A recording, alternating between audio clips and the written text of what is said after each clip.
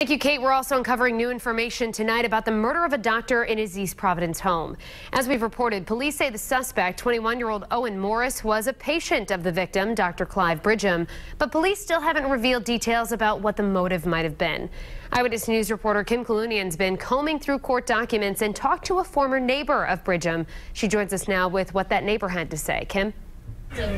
Well, Shannon, that former neighbor of Bridgham says his relationship with him became so strained that he had to move away. And while he says he is horrified over the news of Bridgham's murder, he also feels bad for the suspect, the teenager who was once at the center of a complaint filed against Bridgham that saw him relinquish his license to practice.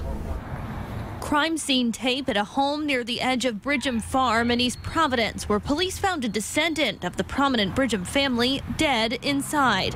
This was Clive Bridgham in 2006, a chiropractor whose life was cut short just months after his career came to an end, after a 19-year-old patient alleged Bridgham violated the professional boundaries of a physician-patient relationship. That 19-year-old, now this 21-year-old, Owen Morris, charged with Bridgham's death. Court documents obtained by Eyewitness News show Morris needs a mental health advocate and medical attention. Those documents also reveal police dug into Bridgham's past as part of their investigation, looking for health department records.